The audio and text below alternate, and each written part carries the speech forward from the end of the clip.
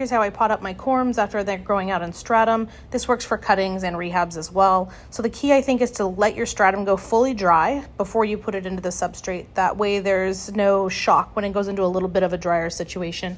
So I use my aeroid mix, which is basically the same as Sydney Planka uses. It's got cocoa chips, vermiculite, charcoal, pumice, perlite, big chunky mix, and then I mix it with Fox Farms organic soil depending on the plant. For Alocasias I use about 30%, for Philos I use only about 20%, just depends on what I'm planting.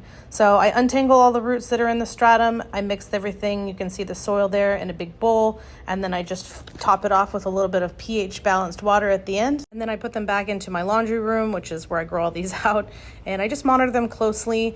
I do water fairly heavily for the first week to 2 weeks, and I use pH adjusted around 6.5 water. I do smaller quantities more frequently, just kind of keeping an eye on the soil moisture level. Do like to keep them a little wetter during this time.